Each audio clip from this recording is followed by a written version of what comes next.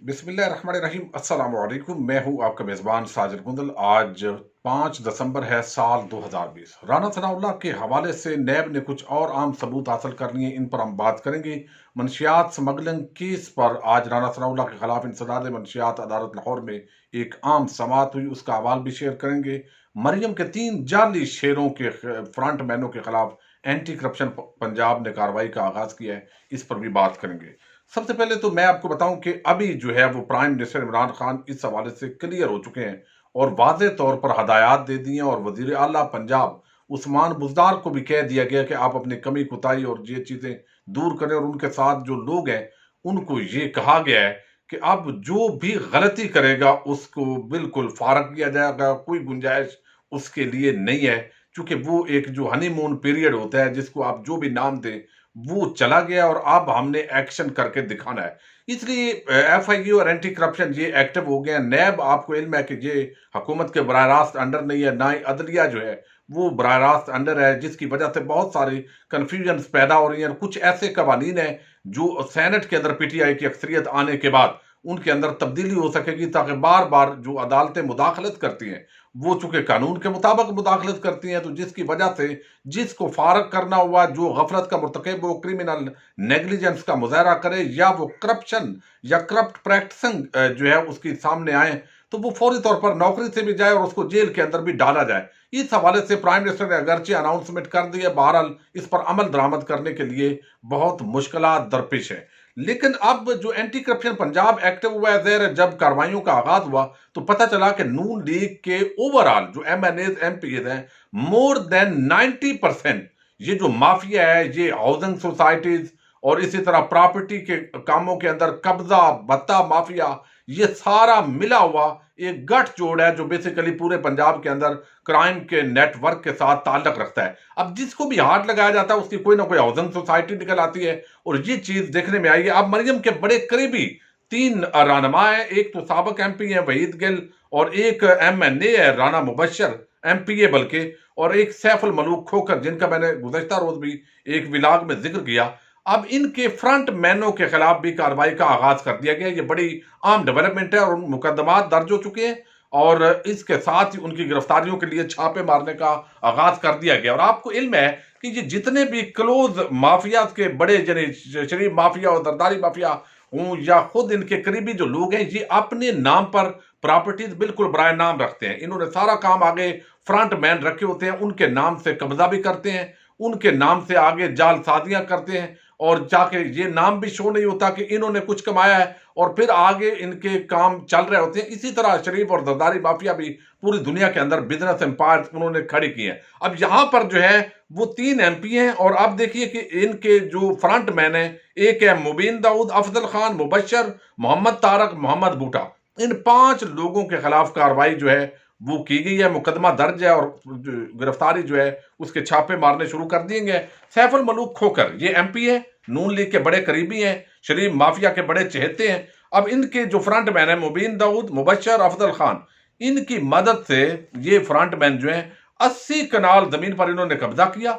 ये जमीन एक पारसी खानदान की मलकियत थी, और वो वफात पा गया, तो ज़ाहिर अब ये हुकूमत पाकिस्तान की मलकियत थी। जब उसका कोई वारस नहीं होता तो इन्होंने जाली डॉक्यूमेंट्स तैयार किए, और ये जो फ्रंट मैन है अपने नाम से तैयार करके जाली मालक बने, और पटवारी सारा ये महकमा इनके साथ चूंकि मिला होता है, नून लीग की हुकूमत रही, तो अब ये 80 कनाल के मालक बनकर जो है वो बाकायदा जालसाजी की और कब्जा कर गए। और ये फ्रंट मैन है सैफुल मलूक खोकर के जो इल्जाम है उन पर, इनके मुकदमा दर्ज हो गया और कार्रवाई का आगाज कर दिया गया है। इसके साथ ही एक साबिक एमपी हैं वहीद गिल, उनके शराकतदार मोहम्मद तारक और मोहम्मद नसरुल्लाह 7 कनाल से ज्यादा सरकारी जमीन पर इन्होंने फैक्ट्री बनाई है। और साथ ही राना मुबशर का एक फ्रंट मैन है मोहम्मद बूटा, 64 कनाल सरकारी जमीन पर काबिज मुलजम मोहम्मद बूटा 21,61,000 से ज्यादा ऑलरेडी नादहिंदा भी है सरकार का।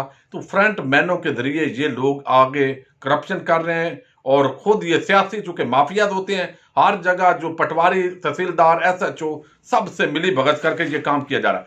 अब राना सनाउल्लाह जो है, ये देखिए मैं आपको वीडियो के अंदर बता चुका हूं कि इस वक्त जो लीगल पोजीशन है उसके मुताबिक, जो नैब का केस है उसके मुताबिक राना सनाउल्लाह ने अल्टीमेटली गिरफ्तार होना है। 16 दिसंबर को जो डेट पड़ी है नैब की अबूरी जमानत की, तो अगर वो खारिज नहीं होती या थोड़ा आगे चली जाती है, एक दो डेट्स जा सकती है, लेकिन गिरफ्तारी राना सनाउल्लाह की होने जा रही है, जिसकी वजह से अब राना सनाउल्लाह इस तरह के बयान दे रहे हैं ताकि कल को जब हामिद मीर सलीम साफी और तबका मलामतिया के सारे लोग वो कहें जी राना सनाउल्लाह चूंकि बहुत एक्टिव थे इसलिए उनको गिरफ्तार कर गया और रस्ते के अंदर हटाया गया।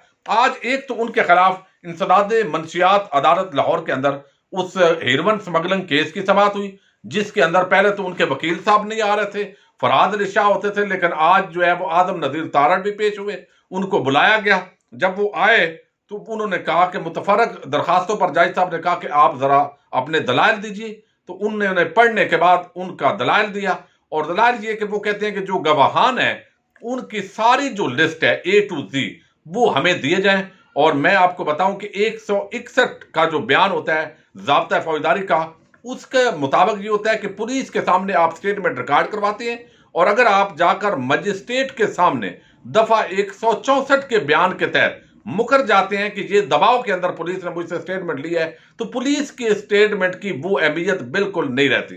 तो वो जो मजिस्ट्रेट के सामने दफा 164 ज़ाब्ता फौजदारी के तहत आप स्टेटमेंट रिकॉर्ड करवाते हैं तो उसकी एक वैल्यू और वक़्त होती है। तो अब यहां पर मुतफरक कुछ दरखास्तें थी और वो भी इसी से रिलेटेड थी कि तमाम गवाहान और उनके स्टेटमेंट्स वो हमें दी जाएं। तो अब यहां पर सारे गवाहान चूंकि उन्होंने नोट नहीं किए और ना दिए हैं, वो जो पुलिस है अपने तौर पर जो इंसदाद मंशियात का इदारा है, तो वो चाहते थे कि सब कुछ सामने आए और कुछ लोगों को मुनारफ करके केस को बाजी पलटने की कोशिश की जाए। बहरहाल वो उन्होंने नहीं दिए, तो इस पर जो है वो आज आदम नजीर तारड़ जो है उन्होंने वजाहत की और दलाइल दिए हैं और जज साहब ने आगे फर्द जुर्म के लिए 2 जनवरी की तारीख मुकर्रर की है। और जो इंसदाद मंशियात की फोर्स है उसका ये कह रहा है कि राना सनाउल्लाह के खिलाफ हमारे पास शवाहिद मौजूद हैं।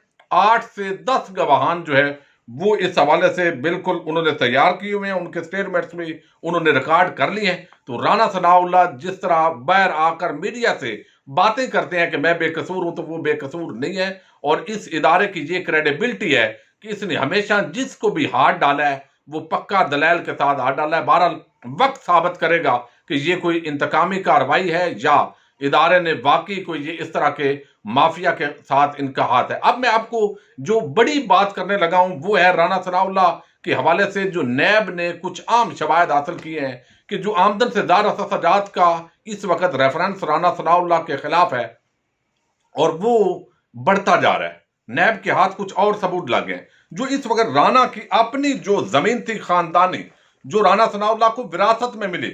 और आपको याद होगा कि जब नैब ने पहली मर्तबा राना सनाउल्लाह को तहकीकात के लिए तलब किया था तो उसको कहा था कि आप तमाम सवालों के जवाब दें कि जब आप सियासत में आए तो उस वक्त आपके पास जायदाद क्या थी। तो राना सनाउल्लाह आप देखिए जरा, ये है वो सियासतदान, ये वो बिजनेस है जो जिसके अंदर बिल्कुल खसारा नहीं है। जो भी सियासत के अंदर आया वो किसी की चापलूसी खुशामद और वो मैं और लफ्ज इस्तेमाल नहीं करता, तो वो जितना जितना करता गया वो उतना बड़ा बनता गया और फिर उसको खसारा नहीं आया। वो लाख अगर हजारों की मलकियत थी उसकी तो वो करोड़ों में हुआ, करोड़ों से अरबों और खरबों तक ये लोग पहुंच गए, जिसकी वजह से ये माफियात इतने ताकतवर हो गए कि हर एक को खरीद लेते हैं, कत्ल करवा सकते हैं, सारा कुछ हो सकता है। इसलिए इनको हाथ डालना हमारे इदारों के लिए भी बहुत मुश्किल हो गया है और अब तो इनकी जो जड़ें हैं वो बैनुल अक़वामी इदारों के साथ भी मिल गई है। अब यहां आप देखिए राना सनाउल्लाह की जो खानदानी जायदाद उनको मिली वो 5 मरले का एक घर और 10 कनाल उनकी जरी जमीन थी और आज ये राना अरबों पति है इस सियासत की बदौलत। अब ये जो नैब है उन्होंने जो शवाहिद हासिल की उसके मुताबिक वो कहते हैं कि अब तक 14 करोड़ रुपए, 14 करोड़, हालांकि ये बड़ी रकम नहीं है और मैंने आपको बताया ये वो एसेट्स हैं जो कम अज कम सामने है कुछ गवर्नमेंट के रिकॉर्ड के अंदर, वरना जो फ्रंट मैनों के नाम से इनकी अकाउंट्स होते हैं, जो इनका पैसा, इनकी जायदादें होती हैं, वो तो बिल्कुल उनको ढूंढना बड़ा एक वाइट कॉलर क्राइम, एक मुश्किल प्रोसेस है। बहरहाल वो तो बहुत ज्यादा होती हैं, ये जो चंद उस आटे के अंदर आप समझे नमक के बराबर होती है। ऐसे ही शरीफ माफिया की जैसे एक ऑफशोर कंपनी पनामा के अंदर है तो वो इतना शोर शराबा हुआ, हालांकि पता नहीं कितनी और इनकी ऑफशोर कंपनीज है जिसकी तरफ अभी हमारे इदारे नहीं पहुंच सके। वक्त के साथ पहुंचेंगे।